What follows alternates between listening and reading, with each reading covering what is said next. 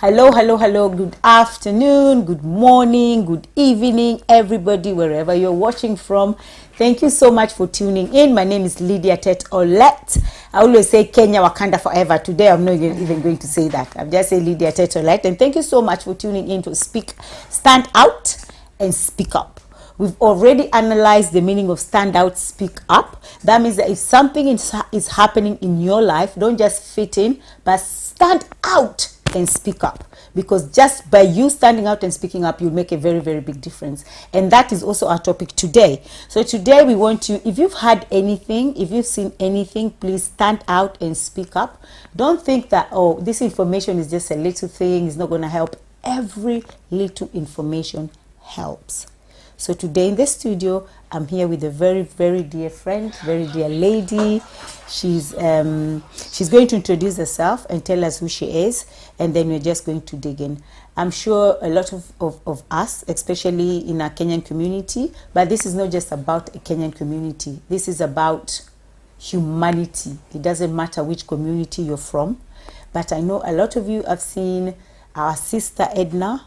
She went missing from the 1st of February, and I have a sister here with us, and she's going to introduce herself first, and then she's going to tell us more about who Edna is. Thank you. So thank you, darling, and welcome to our studio. Thank you for having me. Introduce yourself. And for this opportunity to speak. My name is Elsie Ombaho, the older sister to Edna Ombaho. This is just hello to all the viewers. Thank you for tuning in, and for anyone who can help us find my sister. We haven't seen her, as Lydia said, since the 1st of February, and it's been a really difficult time.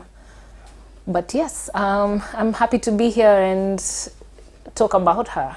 Okay, good. So where are you originally from, country-wise? Oh, I'm from Kenya. Okay. Yes. Kenya, city girl, Nairobi, you know, like us, we were born in the city. Nairobi, but also village. Grew up in a small town, Kitale. Oh, really? My village is in Busia. Then, of course, Nairobi also. It's a mishmash. Mishmash, yeah. Mix and match. Good, Yeah. good. Me, I was born in Isili, so mimi ni mtoto wa town. That's why even here, I live in London. I can live in London.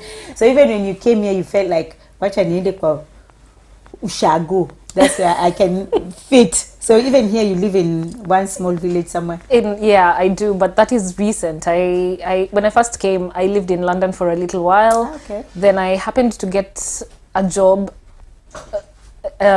in Yorkshire. Yes. And then at first I hated it because I really missed city life. But after about a year of living there, I realized I don't enjoy the noise and the insanity of London. Really? But I still do more or less live here because I work in London. So I'm here and I'm there, but sometimes I do crave the quiet life. The quiet life? I never knew I would ever say that. I'm, Really? I'm shocked because I also used to like the noise and the madness of the city. But yes, I've mellowed out, I think so. So given the opportunity now that you know both lives, Yeah. which one would you pick? Not city life. Really? Yeah. I like the convenience of access to things, but I like quiet. So even if I were to move back to, say, London, I think I would find suburbs rather than central. So yes, I do like the quiet. I like quiet. I like looking outside and just seeing trees and no sound. Trees and no sound. Oh my! I think I think I'll be, because I've never done village life. So I think I don't know if I even want to experience it. So that I have a choice now because I've experienced this. Because I might experience it and like it, and then find myself there. But I don't think I want to find myself there. So the best You thing might is like it. don't try it. As long as you can drive to the mall, I'm happy to live outside of the city. If I couldn't access any mall or anything, I think I'd have an issue with that. But if I can have access to things and ease of access to convenience, I think I'm fine in the quiet side of life. Yes. Yeah. Okay, so today we're here to talk about your missing sister, and she's the last one of 3. Yeah. Yeah. So she is 30 years old. Yes, she just turned 30 in October. Okay, in October. Yeah. Okay, so for the people who are actually hearing about Edna's missing for the first time, because yes, some people have heard about it, and I'm so glad that I'm in a community that I see how the community are fighting and how together the community is, even though maybe it's not enough, we should do more. But for people who don't know anything that is going on, can you please tell us who Edna is and what is actually happening right now? And take your time. Take your time. Okay. So I'll do my best. Yes. I'll just start by saying this is hard. Yes. Okay. So Edna is my little sister. She's a quiet, soft-spoken young woman. How can I say it? Anyway, Edna moved to. So I've been in the UK for a while now, and in January last year, Edna moved to the UK, and yeah, so it was basically going to be an easy landing for her to come and do her master's degree, because I was already here. I had done the journey by myself and figured it out. So I just thought, okay, it would be great for her, because then she'll have a softer landing than I did. So she came in. She's a graphic designer, and she came in to do a master's in digital marketing, just to kind of enhance her portfolio while at the same time figuring out what next. So that was basically the idea, and the master's program was going to be 1 year, so it's a nice year to kind of take a step back and figure out where you want to go next. So I was really excited, because I thought, oh, finally we can hang out more, because I had been away from home a little bit. So yeah, she came in January 2025, and so then she's only been here for like a year now, a year plus. Yeah, a little over a year. Did she come from Kenya or a different country? Yes, she came from Kenya. She traveled. She came in from Nairobi. The master's program was going well. She lived with me in Reading, and then we also moved to the village together. Yes. Yeah. Her course has been going well.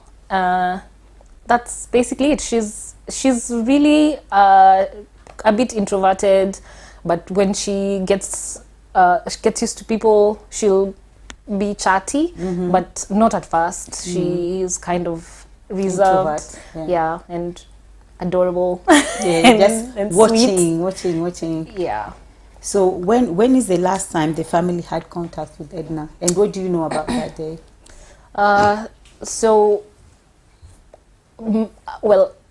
For me, I spoke to Edna on Monday, the 26th of January. I think it was a Monday. Well, it was a Monday. I just don't know if it was the 26th. I'm sure about the day. Yes, and I was just kind of getting in touch, because we hadn't spoken in a little while, in a few days or in a week, which was very unusual, because I had texted her and she was taking really long to respond. So of course I was a bit annoyed, like, big sister, where are you? What's going on? You need to respond to my texts. So eventually I called her, and she picked up, and then she said something like, oh, I was going to text you. And of course I just thought, really, you were going to text me? I texted you a while back. Anyway, so then that was me. We didn't speak for too long, because I was just updating her on something quick. And then, but my mom spoke to her on Saturday. Okay. That was the 31st, I believe. The Saturday that was that before February started, Okay. on the 1st of February. And I know that they had a really long conversation. They chatted, updated each other. I think it was... She's the last one, so Mom, you have a lot to say. Yes, so they had a conversation, and that was... Mom was the last person in the family to speak to her, I believe. So then on Sunday, it wasn't a very dramatic day or anything, but at around 10 p.m. I received a text from her boyfriend, and he sent me a text saying, "Have you spoken to Edna in the last couple of hours?" And I thought, that's a weird question to ask me, because... So, hang on, so just to to take you back a little bit. Yeah. Where was Edna living? Was she living? Where was she living? Was she living by herself, or she was living with the boyfriend? So her residence is with me, Okay. but since her coursework was ended in December, so she'd been staying with her boyfriend in Wraysbury. Okay. Yeah. So Wraysbury is near Windsor, so that's where she'd been staying from basically beginning of December. Yes. So is there? So I'm coming back to the boyfriend calling you, but before the boyfriend called you or texted you to ask you that question, was there any circumstances surrounding the moments that she was missing? No, nothing. This is literally, that's spoke, the story. I spoke to her on Monday. She spoke to my mom on Saturday. Sunday evening, I was watching TV, and then I get that text. So it wasn't... So when you got the text, you're like... Yeah, so I thought, okay, that's a very weird text to receive from someone who's staying with my sister. So I texted back. I said, no, why? And of course, almost immediately followed up with a call, because that question in itself is just a red flag. So you called or he called? I called. Okay. Yes, so I called and asked, why are you asking me that? Then he said, he said that she had left earlier that afternoon and said she was going out for a walk. That's that 1st of February. Yes. And he hadn't heard from her. He'd been calling, she wasn't picking up, and texting, she wasn't responding. So he was going out and about trying to trace her, basically, because he thought, he said that he thought since it was drizzling, she may have decided to shelter from the drizzle at a place that they frequented. So he was kind of going to see if she was at any of those places. That's what he said. So of course I immediately got worried, but then I thought, okay, that sort of makes sense. But then I also thought, it's 10 p.m. What time did she leave? He says... So, hang on. What time did he text you? 10 p.m. That's when he texted you? 10:17, actually, yeah. So he texted you at 10:17, but he's saying, allegedly, that Edna had left during the day Yes. for a walk. Yeah. And he's been calling, texting, she's not responding. But was the phones going through, or Yes. it was Mteja? No, it was going through, and I even I also tried, and it was ringing. And then of course I sent messages like, Edna, where are you? Please call me. Yeah. So at that time he was ringing. Yeah. Okay. Okay. Okay, go on. So of course we spoke for a little while, and then I kept saying, okay, let us know which places you've gone to. And then I said, okay, have you checked the park? Where else could she have gone? And of course at this time I was also trying to call her. And then he said he hadn't found. So we spoke for a little while, back and forth. Yes. Calling, hanging up, calling back.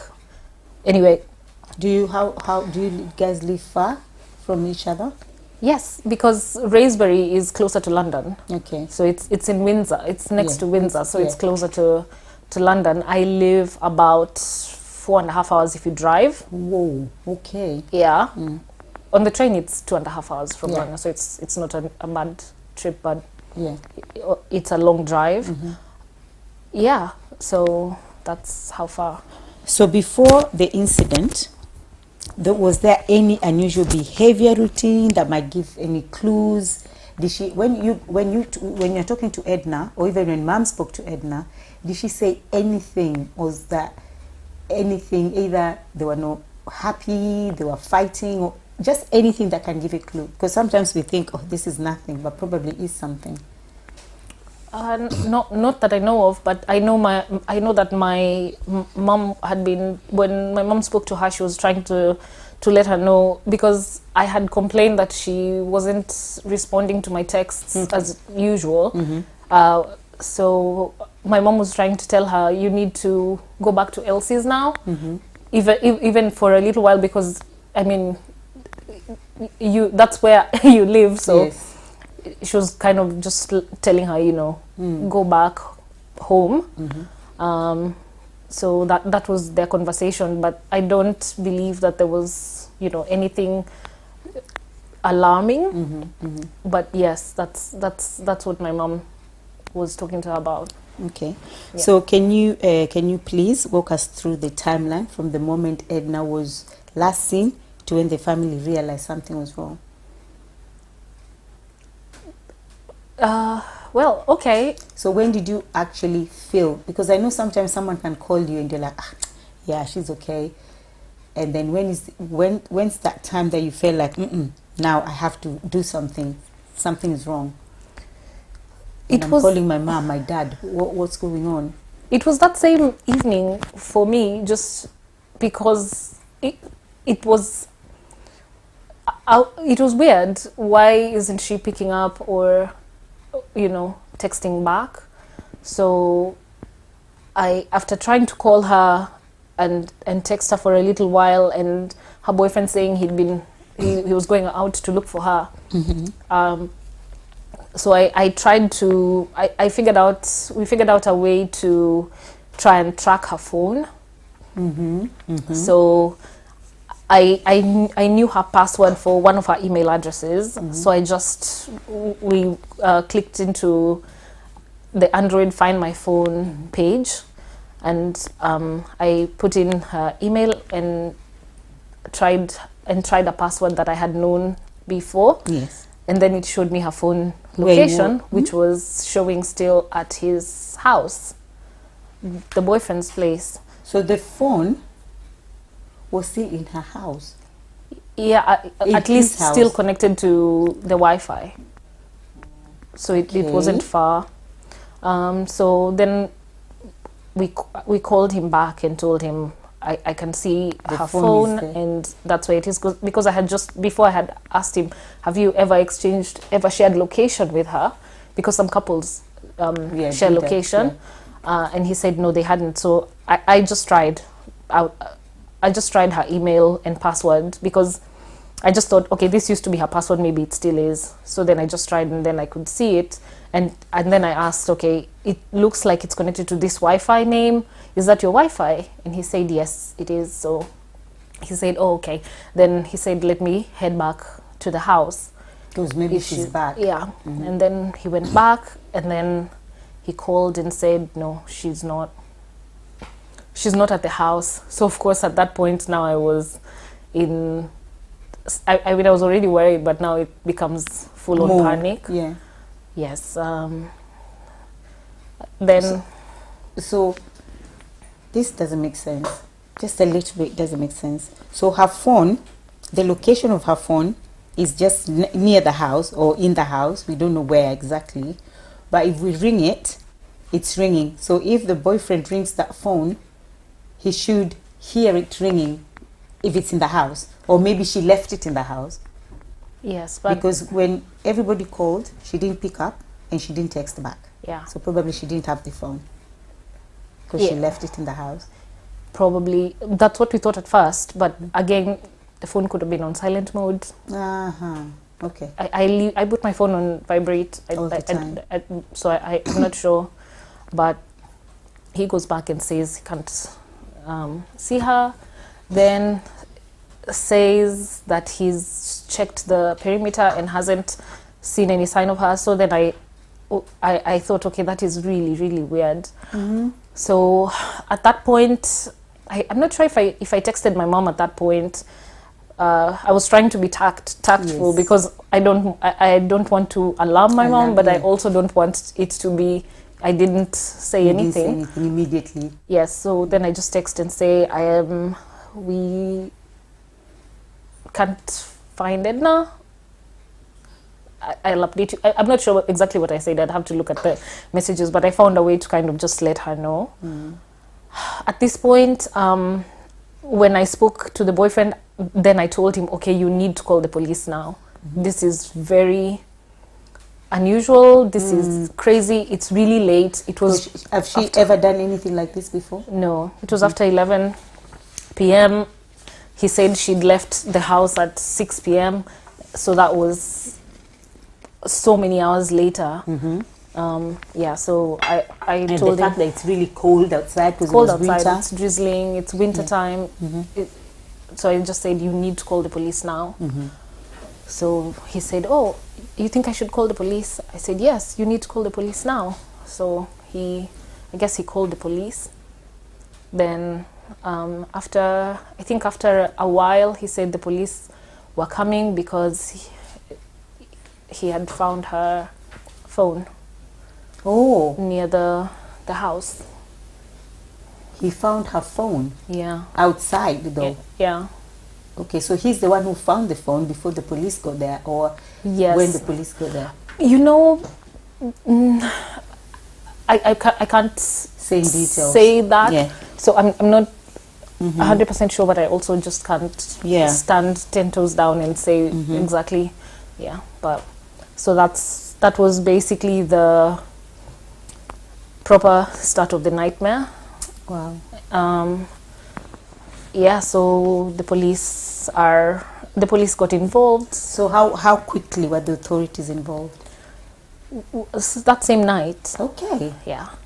That same night. And then, but they called because before I went to bed, it was about 1 a.m.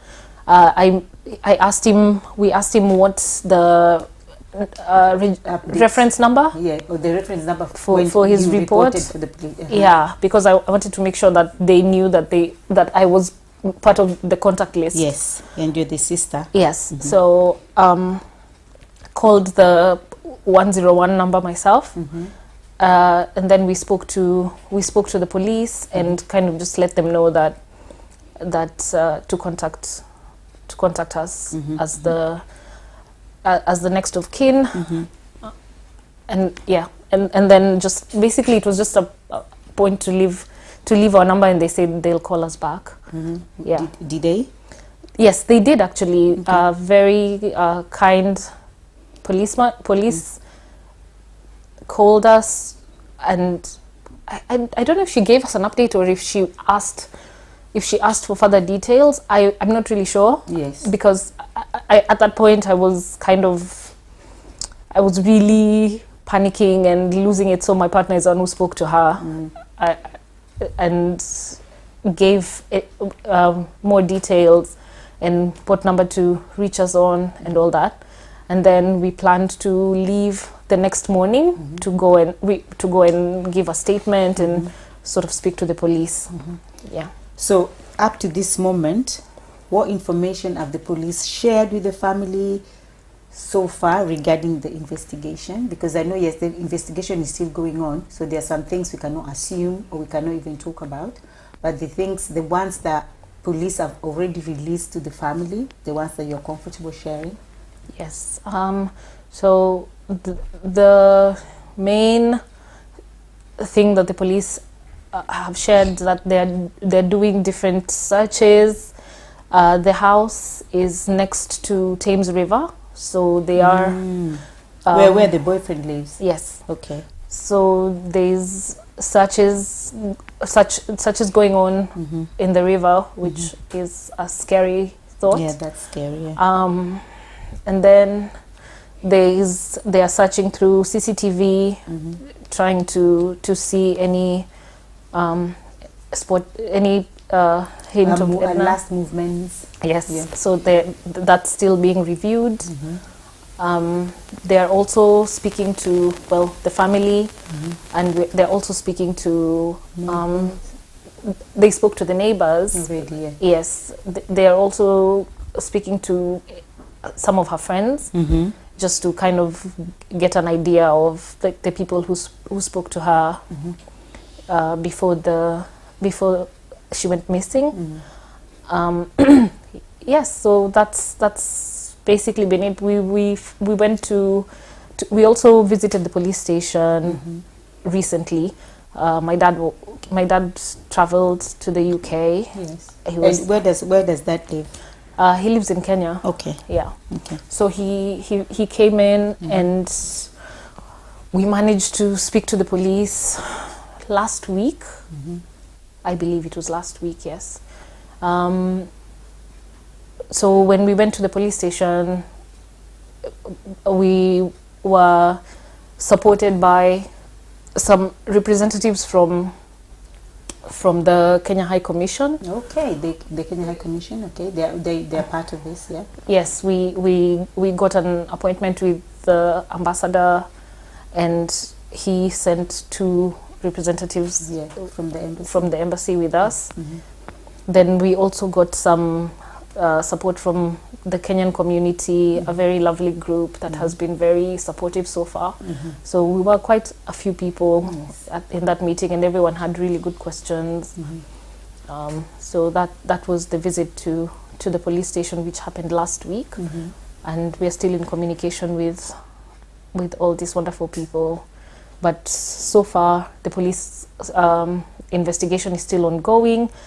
They call regularly to give us updates. Okay. But the updates are mostly to update us on what the activities are. We still haven't gotten any positive results yet, so we're just hoping for the best. So there's no even anything that confirmed any leads for disappearing. When they spoke to the neighbors or the friends or there's nothing. Like, did she just vanish? Like, nobody have seen anything, or nobody has no clue. So the last person who saw her was just the boyfriend, and Yes. that's it. The boyfriend, yes. So they are, they are trying to retrace her steps. There was a delivery, but that was earlier in the day. But yes, the last person to speak to her The delivery guy was her boyfriend. was a boyfriend. Yeah. Wow. And so what is a boyfriend saying in all this? The only thing that you can share. What is he feeling? What is he saying? Because he's the last person who saw her. Is he helping to with the search as well? Is he still part of all this that is happening, or has he pulled away? You know, we weren't very close. Okay. So apart from the initial conversations, we don't really contact each other personally unless I have a specific question for him. So I'm sure he's still in conversation. I can't say I'm sure, actually. That's a weird bit. But he's probably still in conversation with the police. I can't speak for him. Yeah. He's not really in contact with us. And how long were they together with Edna? Do you know? Approximately maybe 6 months. Oh, But that's 6 months. that's an approximation. I'm not 100% sure. But yeah. Wow. So with the Kenyan, I'm coming back now to our community, because we are a Kenyan community, and it's through the Kenyan community that we actually saw that she was missing. So I know that the Kenyan community are very much involved in this. So, but that is just what I'm seeing. Probably is not what is out there, because, you know, sometimes WhatsApp, Facebook, people talking can be different from reality on the ground. So do you say the reality on the ground that the community are really involved, whether it's just the Kenyan community or any other community as well? Because I feel like this thing is not just about Kenyans, it's about humanity in general. Well, I have to say the Kenyan community in the UK has offered quite a bit of support, so I appreciate that, and my family truly appreciates it. Like even last week we were on video calls with a few representatives, and they were supportive, asking questions till quite late hours. So I have to say it's impressive that they've taken that kind of time to support us and to kind of get the news out there. So yes, we felt the support from the Kenyan community, and they keep supporting us. They keep calling. So we feel the support. Okay, and from the embassy as well. Yes, the Kenyan embassy. Yes, the Kenyan High Commission has been supportive. We hope to have more contact with them. So we'll see how best to maximize their support. So far, they as I said, they accompanied us to the police station. Yes. We exchanged contacts. So we're definitely going to be in touch and just kind of see how best to collaborate with them. Yes. But I think there's only so much that we can do as outsiders. There's just so much that everybody else can do. A lot of it rests with the police. Yes. And do you feel like the police are really giving you that 100% support in terms of, yes, I know they're updating, but in terms of the search, in terms of doing the legwork, not just phoning me to tell me that, oh, today we did this, or today this is where we are. But do you feel like they're really on it 100%?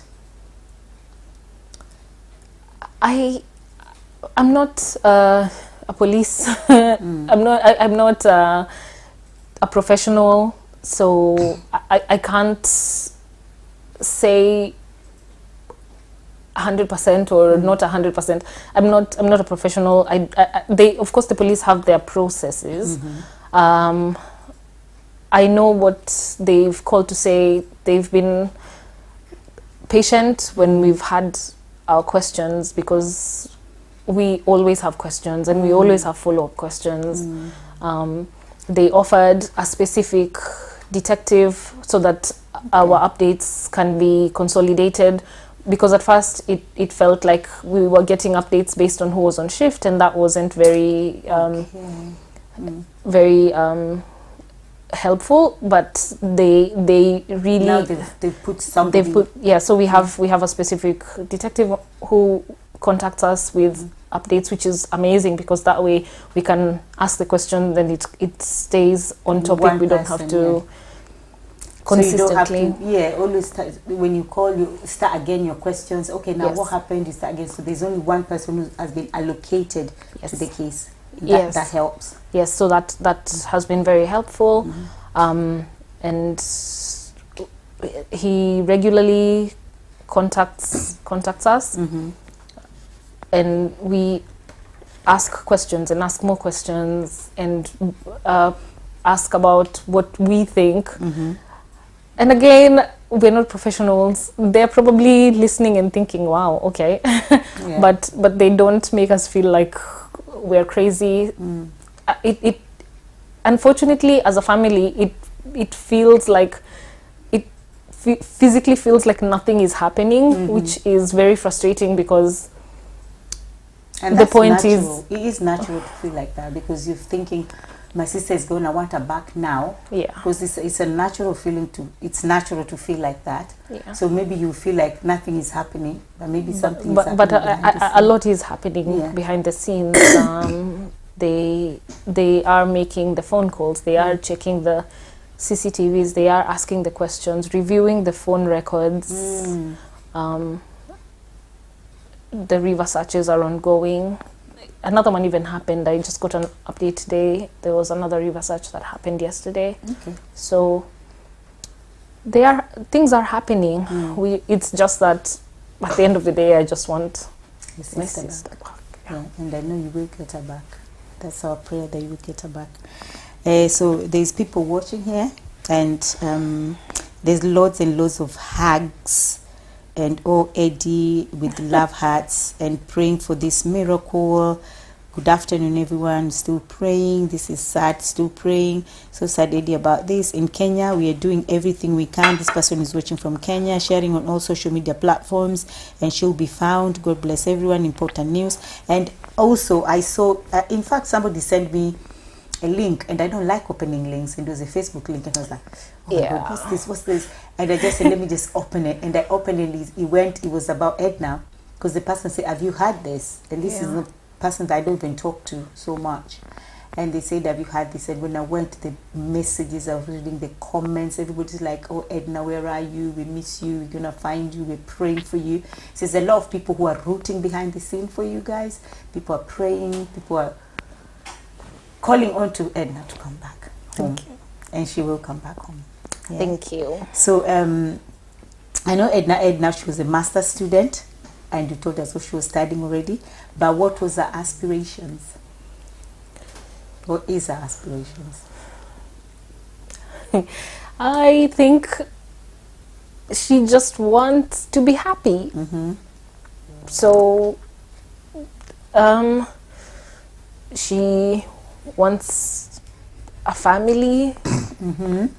That I know that. Yes. So she was very excited for her friend who had a baby recently, Cherono, and they would speak quite a bit. So she always told me how cute the baby was, and I knew she wanted to be a mom. So I keep telling her, I mean, finish uni and settle.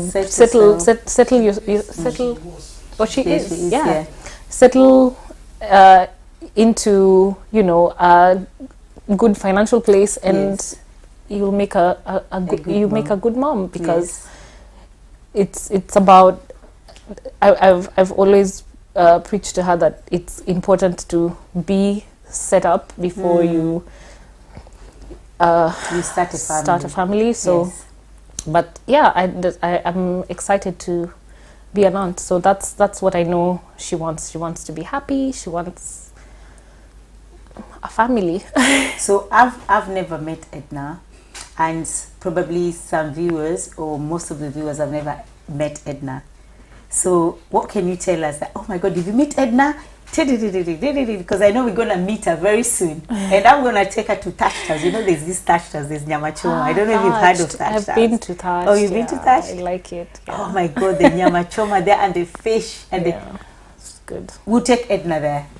Yeah. So what can you tell? How can you describe her to somebody who don't know her at all, if somebody who've never met her? How can I describe her? She looks actually like a bubbly person. she is bubbly, but when she gets to know you, she's mostly watchful. As I said, very soft spoken, flawless skin. I always tell her, "Wow, it's so unfair." But oh really? And look at your own skin. So I can imagine how her skin looks like then. Okay. Loves music. Okay. So she's always listening to her music. Obsessed with Korean shows. Don't get it. You're kidding? No, my daughter watches Korean shows. Yeah, I think it's a cool thing to do now. I don't watch them, but she's been trying to get me onto them, and she keeps telling me, you need to watch this one, and I tell her they sound like it's the same story over and over. But I'm telling you, over and over. Yeah. But she really does love her Korean shows. She's not a loud person. She just observes, but once she gets to know you, she'll be chatty. She'll talk to you and just hang out. Yes. Yeah. Is she a very inquisitive person? I think she mostly listens. Yeah. And then if you ask her a question, she'll go on this long story about it. So, yeah. So, we still have people as well. So we still have people saying, we still have people here saying, thank you very much for support. Everyone is offering the family. We really appreciate it. Ask for more prayers. In fact, this person is from Switzerland. So people are actually watching, because this person is from Switzerland. Somebody is watching from Kenya. Somebody, of course, we have people from the UK watching as well. Somebody is watching all the way from Dubai. And then it's really devastating. I'm so confused, and praying for her, praying for Edna's safety to return. Keeping your family in prayers. Hope she's found safe and sound. Good afternoon, everybody. Sweetest soul, so loving, so stylish, so creative, so smart. Yeah, you can see it there. And she's so smart, actually. Yeah. So I'm just going to go back to the missing circumstances again, how it all happened, because if somebody just came now to watch and they don't know what's going on, because that's the most important part today of this show, so that somebody can hear it again. And yes, so if we can just go back to that, the missing part, where she went missing, Okay. and how that happened, how all that a situation happened before she went missing, and now she's missing. So she was staying in Wraysbury, which is near Windsor, at her boyfriend's place since December. So it's in Windsor, yeah? Well, next to Windsor. Yeah, next to Windsor. Yeah. That's where she was staying. So when I moved away from the city, I saw her in December because we decided to do Christmas gift exchanges, but she was going for a road trip with her boyfriend. So she passed by Yorkshire just to kind of give me Christmas gifts, and I gave her Christmas gifts. Yeah, we had a nice meal, chatted and all that, and then she went for her road trip to, I think they went to Snowdonia and a few other places. Yeah. So I spoke to her, as I said, on Monday the 26th. I keep saying Monday the 26th. I really hope I'm getting the dates correct. But we all know that it was around almost towards January, because she got end of January. Yes. End of January, yes. Yes. So then our conversation was pretty short because I was updating her on something. Yeah. My mom spoke to her on Saturday. Was Saturday the first day of February, or was it Saturday the 31st? Anyway, that was basically the last time someone from the family spoke to her. Yeah. Sunday, which was the 1st of February, I received a text message, as I said, asking me if I had spoken to her in the last couple of hours from her boyfriend, and that was very odd. So I texted back that I hadn't, and immediately followed up with a call just to find out why that question had been asked. Then he said that she had stated she was going out for a walk at about 6 p.m. and he couldn't reach her, so he was out and about trying to find her, just in case she'd been sheltering from the drizzling at one of the places that they had frequented together. And then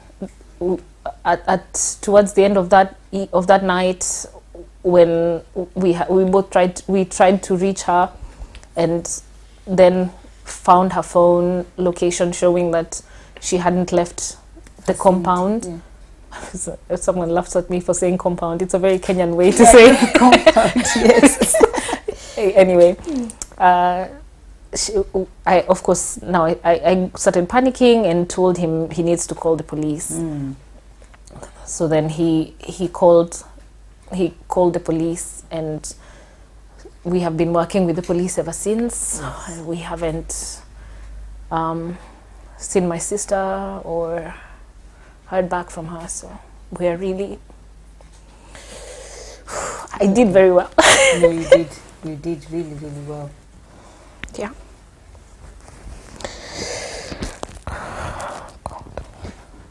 Okay. Just take your time. It's fine. Take your time. And just people saying, missing and praying for Edna. I pray she's well. Great program. I really enjoyed watching here. And a great job, Omega, what you're doing. And just people commenting and people praying for Edna. And that's the only gift that we can give right now is prayers. Yeah. Yeah. And it's okay. It's okay. We'll find her. We'll find her. We are all on it. Hands on it. From God to the community to the police. Everybody's on it. Everybody's on it. Thank you. Yeah. You did really well. I did. Yes, you did. You did. Yes, I'm surprised I made it this far. I was No, telling you earlier that I wouldn't Yes. make it past 2 questions, so yeah. But you've done really, really well. So proud of you. Thank Yeah. you. I'm sure where Edna is watching, she's proud. Because she's probably watching saying, sis, come on, you've done really well. So she's proud. So so I just want to ask you if you're ready to look at the camera, and speak to anybody out there who might know or have seen, even if it's something small, even if it was just when she was passing, and tell them, of course, what she was wearing. I knew she was wearing a long, is it green jacket or something when she went missing? Just describe. That's what her boyfriend says, but I'm not sure what she's wearing. Yeah, because you're not there. So we're just going with what the boyfriend said that she was wearing on the day. So if you can just speak to anybody out there who might think they saw anything. When you're ready. When you're ready, take your time. It's okay. Okay. So to Omega TV viewers, thank you so much for tuning in and for your support. Please keep sharing on Facebook, social media, Edna's pictures. If anyone knows anything, if anyone has heard from anyone who might know something, even however small it is, please reach out to us. Lydia will share the numbers, and the numbers are also on Facebook along with her appeal. She's, as you can see the pictures, she's slim, a slim lady, soft spoken. She had braids. Last seen, she could have taken them off, but just look at her face, and if you see anyone resembling her, please just let us know. However small you think it might be, just reach out to us. We will be very grateful.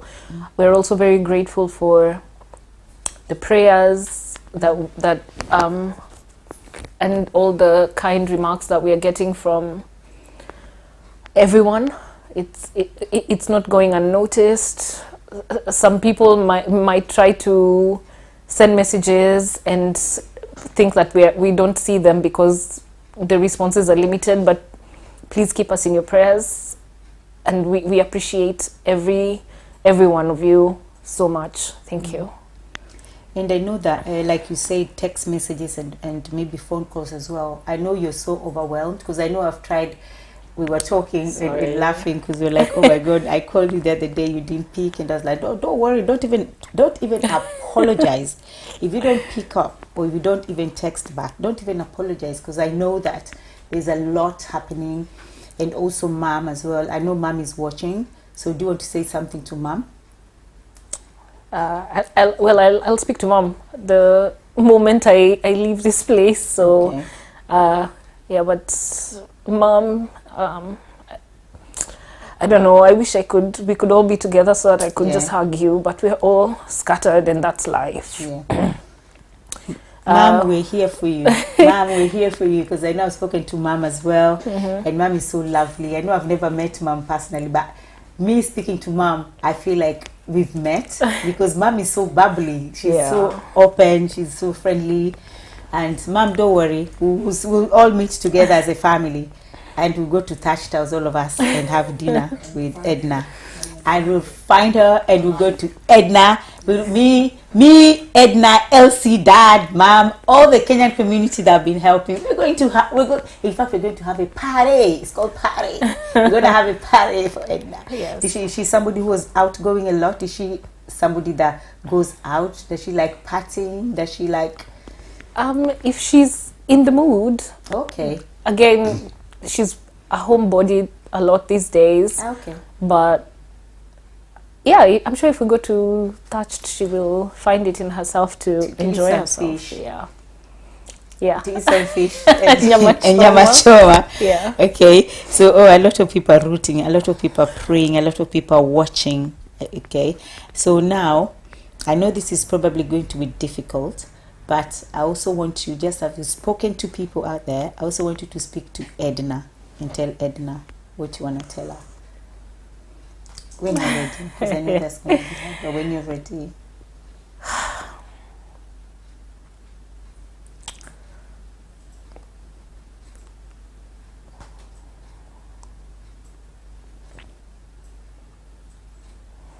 When you're ready. Yes, take your time.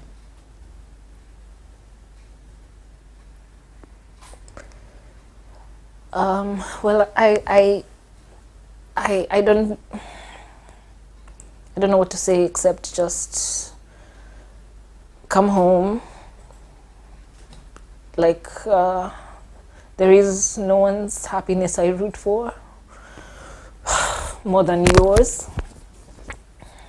I always say, and Edna knows, I always say I would go to war for my sister. She's usually afraid of telling me when someone has been mean to her, because she's like, I know you'll overreact. But I keep telling her I'm not overreacting. I'm just, like, I don't like. I'm not letting people get away with being mean to you. So yeah, Edna, I would go to war for you. Always rooting for your happiness. There is nothing that would make me happier than my sister's happiness. I've seen, actually today when I was walking down the street before I got here, I saw something and I took a picture just because it's how I feel today. It just says, it's a Bible verse, but it says, it's an image that says God can do immeasurably more than all we can imagine. And I just saw it and I just thought, yeah, it's been a month and it's been, I literally can't believe that this is our life. I keep waiting to wake up from this nightmare, but I know that somehow we're going to get answers, and we're going to hear from Edna. So yeah, Edna, I can't wait to see her again. And you will see her again. You will see her again. Yeah? Okay, yeah. You will see her again. With the prayers that are going out there for Edna, you will see her again. So I know we don't have a lot of pictures out there for her, but now we have a lot of pictures today, because the pictures that are going on social media is just maybe one or two. But now, with your permission, are we allowed to share these pictures online? Yes. With your permission? Yeah. Yeah. Okay. So I'll share this on our page and Omega TV, and also my personal page, Lydia Tetolet.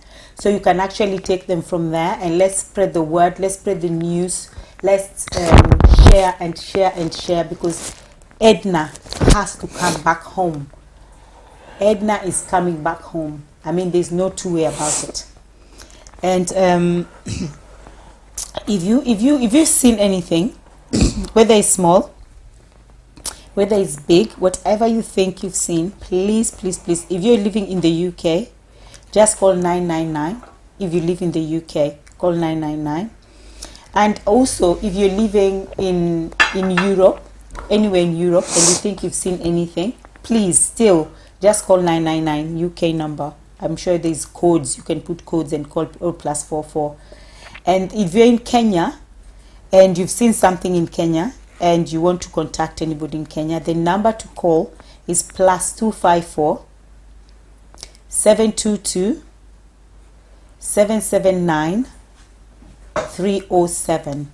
So if you're in Kenya, it's +254 722 779 307. But if you're in the UK or probably in Europe, anywhere, it's just 999 to call. Okay, so I'll say thank you very much. You've done so well. You've done so well. I'm so proud of you. You've done so well. And like I said before when we started, this is not about Kenyan community. This is a humanitarian search. It's not just, oh, let's leave it for Kenyans. She's a Kenyan. No, she's not just a Kenyan. She's also a human being.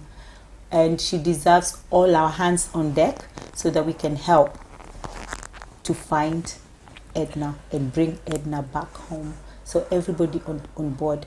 Whatever small you've seen, anything you think you've seen or anything you think you've had, please contact the police and let's bring Edna home. So until then, I'll say thank you very much. Thank you very much for people who are watching. And somebody say, take heart, auntie. Somebody's your auntie watching. So all the way from Austria.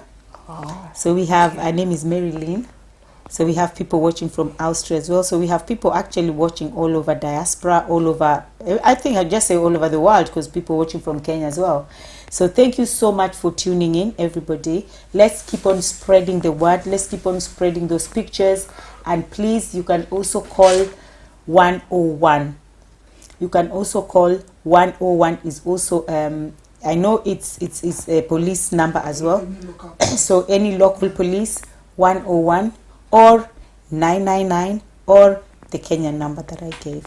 So please, hands on board. The most important thing is to put pressure, is to keep on that pressure, keep on pressure, keep on the pressure going. And how do we do that? By sharing her pictures, by sharing the story out there, and let's bring Edna home. So thank you very much, everybody, for watching. And do you have any last statements? No, thank you for having me on the show today. Thank you, everyone, for tuning in. And just as I mentioned before, please, let's keep sharing this story, Edna's photos, and yeah, soon we will have good news, good testimony. Yeah. You know, I always like something saying, I always say this, because I'm a Christian and I don't apologize. And I always say that the Bible says he was overcome by the blood of the Lamb and the power of our testimony. So this is going to be a very powerful testimony to come and stand and shame the devil. Yeah, this is going to be a very powerful testimony. Okay? Thank you. All right. And you're the second born, right? Because there's a boy, my brother, and then me. yourself, and then our baby sister. So our baby sister is coming home. Okay. So thank you very much, everybody, for watching. I'll say thank you to Omega TV as well for making us look so beautiful in the studio. My darling Margaret, thank you very much. My guy called Jojo, thank you very much. All these people are behind the scene, the production team. Thank you very much. I'm sure one day I'll give you a tour of the studio and you see how beautiful this studio is, and to see the people that make this studio what it is and make this studio beautiful as it is. So thank you so much, everybody, for watching, for tuning in. We always say it can only be God, and we'll see you again next week on Wednesday at 6 p.m. UK time and 9 p.m. Kenyan time. Until then, God bless you, love you all, and sign out. It can only